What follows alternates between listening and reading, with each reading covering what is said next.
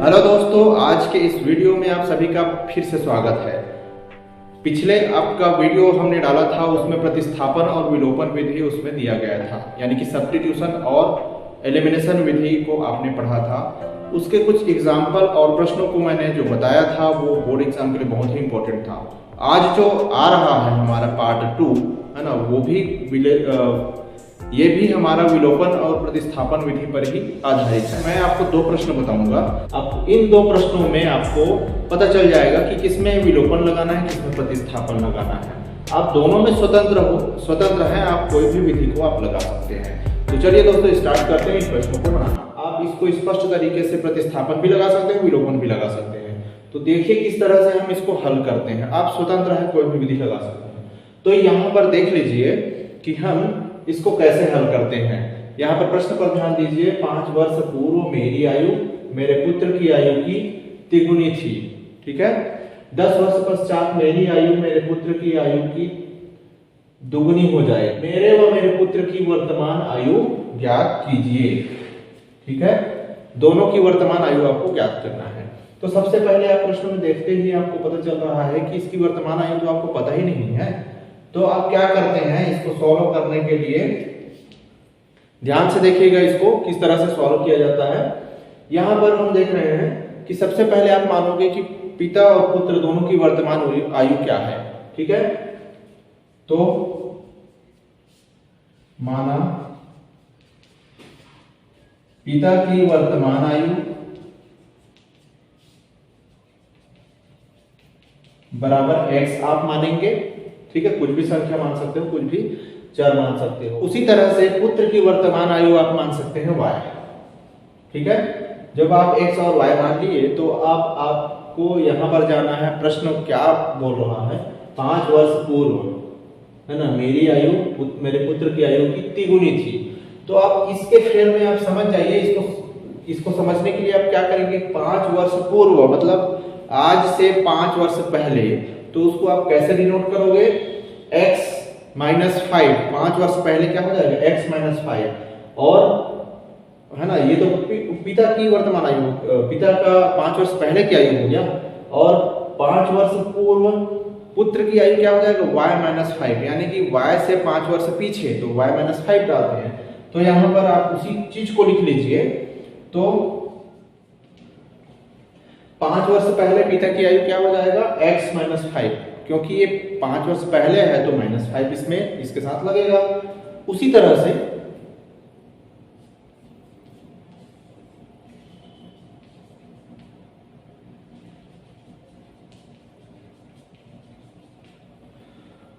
से पुत्र की आयु 5 वर्ष पहले क्या हो जाएगा,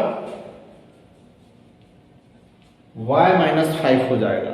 तो आप चलिए पहले वाक्य में आपका क्या लिखा हुआ है, अब उस दोनों वाक्यों को रिलेट करते हैं। 5 वर्ष पूर्व मेरी आयु मेरे पुत्र की आयु की तिगुनी थी। तो यहां पर ये हो जाएगा, देखिए x माइनस 5। x माइनस 5 जो है ये पिता की आयु है, और y माइनस 5 ये पुत्र की आयु है, जो कि कितनी गुनी है, 3 गुनी है उसके, यानी कि पिता की आयु जो है उसके पुत्र की आयु से 3 गुनी है। तो यहां पर इसमें 3 का गुणा करेंगे। इसको आप आगे हल करेंगे तो क्या होगा, ध्यान से देखिएगा। x minus 5 is equal to 3y, 3 का y से मल्टीप्लाई 3y माइनस 15, 3 5 15, ठीक है, ये आया। इसके बाद आगे आप हल करेंगे तो क्या हो जाएगा, x, ये जो 3y है उसको हम इधर पक्षांतर करेंगे तो minus 3y is equal to minus 15 अपने जगह पर है, ये वाला माइनस 15, ये जो माइनस 5 है उस पर जाकर प्लस 5 हो जाएगा। पक्षांतर करेंगे तो इसके आगे मैं बता रहा हूं, इसके आगे क्या हो जाएगा, x minus 3y is equal to, ये सेम टू सेम मैंने लिख दिया वहां पर, इज इक्वल टू माइनस 15 में प्लस 5 कर दीजिए तो कितना आएगा आंसर, माइनस 10, ठीक है। इसके बाद देखिए आप इसको एक इक्वेशन मान सकते हो। इसके बाद तो आप आगे इसको हल नहीं कर सकते, इसको आप इक्वेशन मानोगे, इक्वेशन नंबर फर्स्ट इसको मान लीजिए, ठीक है। ये पहला समीकरण है। अब इसके बाद देखिए, ये पहले वाक्य में आप पूरा कर लिए। अब इसके बाद फिर क्या कहा जा रहा है, 10 वर्ष पश्चात मेरी आयु। तो 10 वर्ष, देखिए इसमें 5 वर्ष पहले कहा गया तो x-5 लगाए हैं, 10 वर्ष पश्चात कहा गया है, यानी कि पिता की आयु में 10 जोड़ देंगे अर्थात x + 10 हो जाएगा। पुत्र की आयु में y + 10 हो जाएगा। तो उसी चीज को हम यहां पर लिखेंगे, 10 वर्ष पश्चात पिता की आयु, 10 वर्ष पश्चात पिता की आयु क्या हो जाएगा, x + 10। उसी तरह से पुत्र की आयु क्या हो जाएगा, y + 10 हो जाएगा।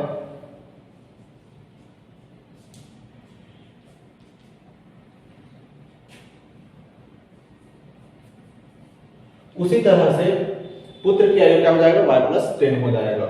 अब यहां पर देख लीजिए, अब फिर से उस वाक्य में चलेंगे जो प्रश्न में दिया हुआ है। तो प्रश्न के अनुसार क्या हो जाएगा, प्रश्न के अनुसार क्या हो जाएगा यहां पर, तो प्रश्न के अनुसार क्या हो जाएगा, 10 वर्ष पश्चात मेरी आयु मेरे पुत्र की आयु की दुगुनी थी। तो सेम वही फार्मूला अपनाएंगे यहां पर, ये जो हमने समीकरण लिखा था उसी तरह से। तो यहां पर क्या हो जाएगा, x + 10, ठीक है। उसके पुत्र की आयु क्या था, x + 10, 10 वर्ष पश्चात पिता की आयु, और पुत्र की आयु कितनी गुनी है, 2 गुनी है, ठीक। तो यहाँ पर 2 से गुना कर दीजिए, तो ये आपका समीकरण बना। इसको जब आप आगे हल करेंगे तो क्या हो जाएगा, x + 10 ये वाला = 2 का इन दोनों से मल्टीप्लाई करेंगे तो 2y + 20 हो गया। आगे आप करेंगे इसको, इधर पक्षांतर करेंगे, x - 2y, ये 2y इधर आया माइनस में हो गया। अब यहाँ पर 20 ये वाला और ये -10, x - 2y में 10 माइनस करेंगे तो हमारा आ जाएगा आंसर 10। तो यहाँ पर देख लीजिए, ये जो इक्वेशन आया है इसके बाद तो आप आके हल नहीं कर सकते। इस इक्वेशन को आप इसको मानिए सेकेंड नंबर का इक्वेशन, ठीक। अब आप यहां पर देख लीजिए, इन दोनों इक्वेशन में आप स्वतंत्र हैं, कुछ भी विधि लगा सकते हैं, चाहे प्रतिस्थापन विधि लगाएं चाहे विलोपन विधि लगाएं। तो चलिए यहां पर हम कोशिश करते हैं कि किसी एक चर के मान को निकाल लेते हैं, उसके बाद पुट करेंगे उसको दूसरे में, अर्थात प्रतिस्थापन विधि हम यहां पर लगा लेते हैं। तो यहां पर ऑलरेडी लिख लीजिए, इस समीकरण को देखिए, x - 2y = 10 है, तो क्यों ना आप यहां पर x का वैल्यू निकाल सकते हैं। जैसे देख लीजिए, x समीकरण 2 को देखिए, x = 10, ये जो -2y है उसको हम इस पर ले जाकर क्या कर देते हैं, +2y। तो x का जो वैल्यू है वो आपको मिला, कितना मिला, 10 + 2y। अब इस इक्वेशन में किसी भी दोनों में से किसी एक इक्वेशन में आप x का वैल्यू पुट कर। अब यहां पर देखिए कि आपको x बराबर कितना मिल गया, 10 + 2y मिल गया, इसको आप इक्वेशन 3 मानेंगे। अब यहां पर देख लीजिए, इस इक्वेशन में x का जो वैल्यू है उसको आप पुट करेंगे, किसमें, समीकरण 1 में। x का जो वैल्यू है उसको समीकरण 1 में हम पुट करेंगे। तो देखिए समीकरण 1 में x का वैल्यू रखने पर, x का वैल्यू जब हम रखेंगे तो क्या हो जाएगा, देखिए इस पर चलिए, समीकरण 1 यही है ना, x की जगह पर हम क्या रखेंगे, 10 + 2y, ठीक है, ये रखिए, माइनस का माइनस, 3y = -10, ये क्लियर हो गया होगा। इसके बाद देखिए 2y और -3y दोनों को आप सॉल्व करेंगे, यानी कि 2 में -3 को संक्रिय कराएंगे तो क्या हो जाएगा, माइनस बचेगा 1 या y, ठीक है, -y में भी लिख सकते हो आप यहाँ पर, -10 ये अपनी जगह पर है, ये जो 10 है उसको हम इधर ले जाओ -10, तो यहाँ पर -y = क्या हो जाएगा, -20, या फिर आप इसको ऐसा लिख सकते हो, y = क्या लिख सकते हैं, 20। तो y किसका वैल्यू था यहाँ पर, देख लीजिए ध्यान से, y जो है वो पुत्र की आयु थी, पुत्र की वर्तमान आयु कितना। उसी तरह से यहाँ पर ध्यान से देखिए कि ये y का जो वैल्यू है इसको आप पुट करेंगे किसमें, आप किसी भी समीकरण में पुट कर सकते हैं, 1, 2 और 3। तो आपको डायरेक्ट आपको y का वैल्यू मिल गया है, तो x का वैल्यू निकालना है, तो आपको दिख रहा है direct x is equal to, आपको क्या दिख रहा है, x प्लस 2y। तो इस वैल्यू में यानी कि समीकरण 3 में रख दीजिए, ठीक है। समीकरण 3 में y इज इक्वल टू 20 रखने पर, y इज इक्वल टू 20 रख देते हैं, तो क्या हो जाएगा, x is equal to 10 plus 2, ये 2 का 2, y का वैल्यू हम क्या रखेंगे, 20। x इज इक्वल टू, सब को आप हल करेंगे यानी कि 2 का मल्टीप्लाई 20 से 40 हो गया, 40 और 10 50 हो गया। तो ये 50 क्या है, x बराबर 50, यानी कि ये पिता की वर्तमान आयु है। तो आप लास्ट में आप लिखेंगे पिता की आयु, वर्तमान आयु कितना हो जाएगा, 50 वर्ष, और पुत्र की वर्तमान आयु जो है यहाँ पर दिया गया है वो 20 वर्ष होगा। नेक्स्ट प्रश्न जो है हमारा बहुत ही इंपॉर्टेंट है, उसको ध्यान से देखिएगा। प्रश्नावली 2 का इन 9 नंबर का प्रश्न है। अगर आप पेज नंबर की बात करें तो ये पेज नंबर 56 है, पेज नंबर 56 है।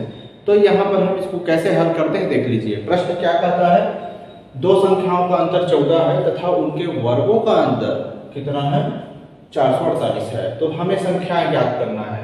देख लीजिए इसको भी ध्यान से, बहुत सरल है। तो सबसे पहले आप क्या मानते हैं इसमें, माना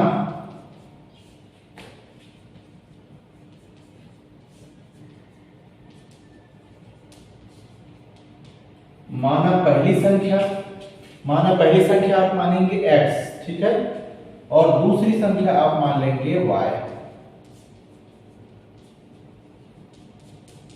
दूसरी संख्या आप क्या मान रहे हैं, y।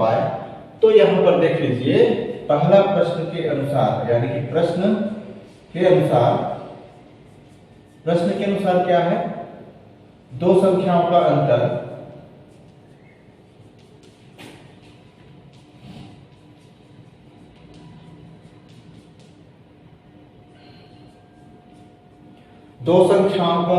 क्या है, 14 है, ठीक है।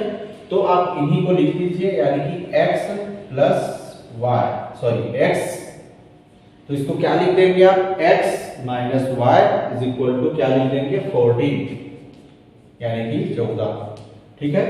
ये बन गया आपका इक्वेशन नंबर फर्स्ट, पहला इक्वेशन नंबर बन गया। उसके बाद दूसरा क्या कहा जा रहा है, उनके वर्गों का अंतर कितना है, 448 है। तो यहां पर लिख लो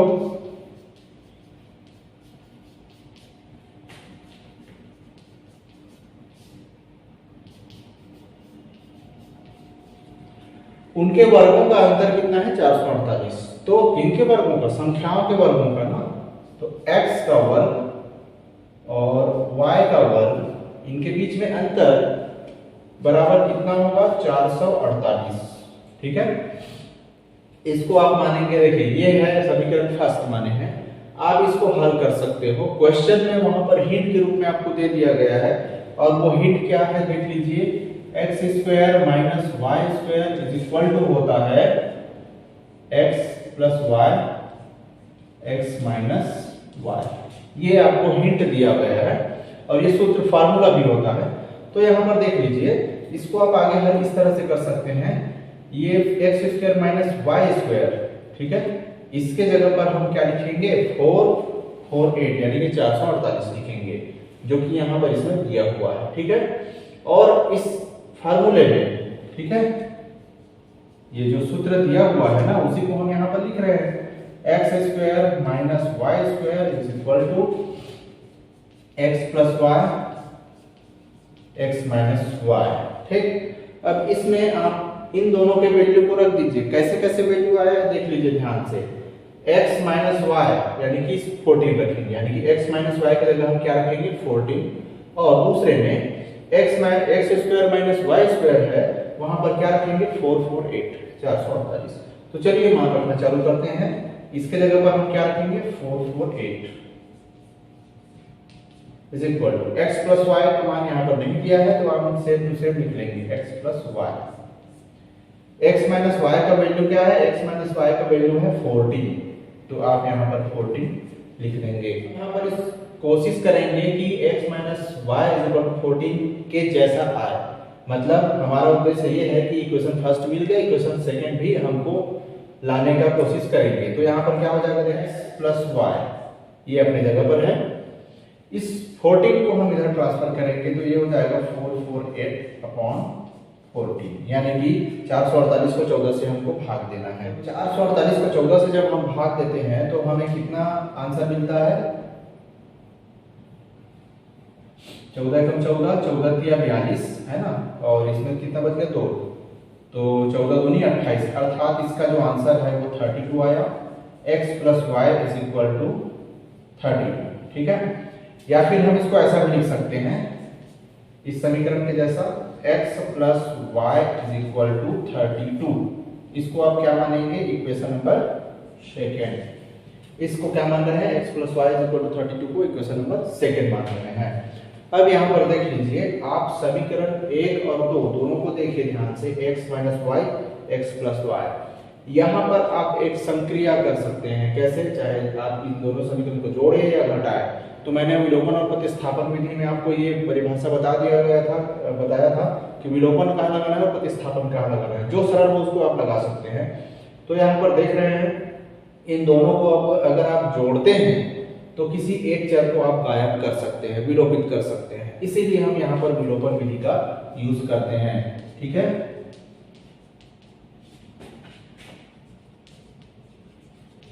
तो विलोपन विधि में हम यहाँ पर क्या कर रहे हैं, देख लीजिए ध्यान से, x माइनस वाई बराबर 14 और x प्लस वाई बराबर 32। तो दोनों समीकरण को हम क्या कर दे रहे हैं? जोड़ रहे हैं। जोड़ेंगे तो क्या होगा?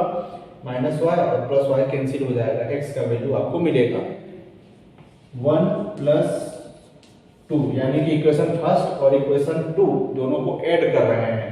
तो क्या हो जाएगा? x minus y is equal to 14 और दूसरा समीकरण है x plus y is equal to 32। इन दोनों समीकरण को जब आप जोड़ते हैं तो क्या हो जा रहा है? ये 2x हो जाएगा, x और x 2x माइनस y और प्लस y ये 0 हो जाएगा, कैंसिल हो जाएगा, उसका वैल्यू नहीं है। तो यहाँ पर इसको जोड़ेंगे तो ये कितना हो जाएगा? 6, 4 और 2 6 और ये 4, 46 आया। तो यहाँ पर देख लीजिए 2x is equal to 46, x is equal to 46 upon 2। x is equal to क्या निकाल सकते हो आप? दोनों को डिवाइड करके निकाल सकते हो। तो ये 2 एकम 2, 2 दूनी 4, 2 तिया 6, तो इसका आंसर कितना आया? 23। तो x का जो वैल्यू है वो कितना आया? 23 आया। अब x का जो वैल्यू मिल गया तो y का वैल्यू अर्थात दूसरी संख्या ज्ञात करने में आपको आसानी होगी, ठीक है। तो x का वैल्यू आप कोई भी समीकरण में रख सकते हैं। समीकरण 1 में रखें चाहे समीकरण 2 में रखें। बताइए किस में रखें? समीकरण 2 में रख दें। तो यहाँ पर देख लीजिए, समीकरण 1 से x का मान रखेंगे, x का वैल्यू है ना, तो यहाँ पर x है तो x की जगह हम क्या रखेंगे? 23 प्लस y, ठीक है, ये वाला y इज इक्वल टू 32। तो यहाँ पर y की वैल्यू आपको फाइंड हो जाएगी, y is equal to 32 minus ये वाला जो है उधर चला जाएगा, प्लस है वो माइनस में हो जाएगा 23। 32 में 23 घटा देंगे तो 32 में 23 घटाएंगे तो कितना मिल जाएगा आपको? 9। इसका जो है आंसर है। लास्ट में आपको क्या पता चला? दोनों संख्याओं को ज्ञात करना था ना, संख्या x और संख्या y। तो आपका पहली संख्या क्या है? 23 और दूसरी संख्या क्या है? 9। तो इस तरह से इसका हल होगा। नेक्स्ट हमारा वीडियो जो है एक्सरसाइज नंबर 3 पर आने वाला है, उसको ध्यान से देखिएगा। उसके कुछ नियम और शर्तें हैं, उसको परिचय के रूप में मैं नेक्स्ट वीडियो में लाऊंगा और साथ ही साथ प्रश्नावली को भी बताऊंगा। थैंक यू दोस्तों।